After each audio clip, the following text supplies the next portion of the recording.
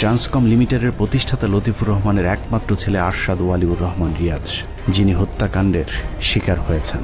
রিয়াজকে কিভাবে হত্যা করা হয়েছে তার চেয়েও গুরুত্বপূর্ণ কেন হত্যা করা হয়েছে সেটা বের করা। তাহলেই পরিষ্কার হয়ে যাবে লতিফুর রহমানের ছেলে আরশাদ ওয়ালিউর রহমান রিয়াজকে কারা হত্যা করেছে। 2020 সালের 1 জুলাই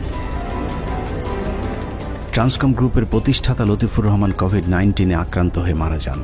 মৃত্যুর পরপরই সিমিন রহমান দাবি করেন লতিফুর রহমানের মৃত্যুর 18 দিন আগে 2020 সালের 12 জুন একটি পারিবারিক ডিড অফ সেটেলমেন্টের মাধ্যমে লতিফুর রহমান ট্রান্সকম গ্রুপের মোট 23,600 শেয়ারের মধ্যে 14,160টি শেয়ার বড় মেয়ে সিমিন রহমানকে লিখে দিয়ে গিয়েছেন। অর্থাৎ কোম্পানির 3 ভাগের 2 ভাগ শেয়ারের মালিক এখন সিমিন রহমান। অন্যদিকে লতিফুর রহমানের বাকি 2 সন্তান সাজরে হক এবং আরশাদ ওয়ালিউর রহমান রিয়াজকে দেয়া হয়েছে কোম্পানির মাত্র 4,720টি শেয়ার।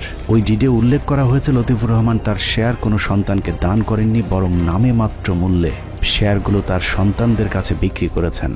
কারণ দান করলে ছেলে সন্তানের মোট সম্পদের অর্ধেক পাবার কথা, যে কারণেই চালাকি করে সিমিন রহমান তার বাবার সম্পত্তি কিনে নিয়েছেন বলে দাবি করেন, যা পুরোটাই সিমিন রহমানের নিজের বানানো গল্প। জাল ডিডের মাধ্যমে শেয়ার জালিয়াতি করতে গিয়ে সিমিন রহমান প্রথম আলো আর ডেইলি স্টার মিলে মৃত লতিফুর রহমানকে কবর থেকে তুলে আনতেও বাকি রাখেননি।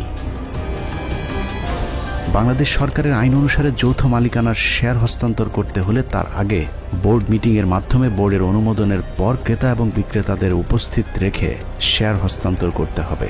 শেয়ার হস্তান্তর আইনের 38 ধারার ফর্ম 117 অনুযায়ী দাতা, গ্রহীতা এবং সাক্ষীদের স্বাক্ষর থাকতে হবে। এছাড়া সবাইকে যৌথ মূলধনী প্রতিষ্ঠানসমূহের পরিদপ্তর বা আরজেএসসির একজন প্রতিনিধির সামনে স্বাক্ষর করতে হবে এবং শেয়ার হস্তান্তরকারীর আসল হলফনামা আরজেএসসিতে জমা থাকবে। সেই সাথে পুরো প্রক্রিয়াটি পরিদপ্তরে সশরীরে উপস্থিত হয়ে করতে হবে।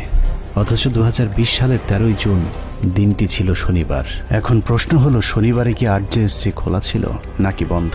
শেয়ার হস্তান্তরের এই প্রক্রিয়াটি যে প্রতারণার মাধ্যমে করা হয়েছে সেটা বুঝতে এর চেয়ে আর বেশি কিছু অনুসন্ধানের প্রয়োজন নেই। তারপরেও ধরে নিলাম 2020 সালের এপ্রিল থেকে শুরু হওয়া কঠোর লকডাউনের মাঝেই শুক্রবার সরকারি অফিস খুলে শেয়ার হস্তান্তরের প্রক্রিয়াটি করা হয়েছিল। কিন্তু সেটা করতে হলে তো শেয়ার বিক্রেতা লতিফুর রহমানকে উপস্থিত থাকতে হবে। কিন্তু লতিফুর রহমান করোনায় আক্রান্ত হয়ে মৃত্যুর আগে প্রায় মাসখানেক অচেতন অবস্থায় পড়েছিলেন। তারপরে ধরলাম করোনায় আক্রান্ত থাকা অবস্থাতেই মৃত্যুর 18 দিন আগে লতিফুর রহমান শেয়ার হস্তান্তর করেছিলেন। এবার চলুন সরকারি পরিদপ্তর আরজেএসসিতে জমা দেওয়া নথিগুলো একটু ভালো করে ঘেঁটে দেখা।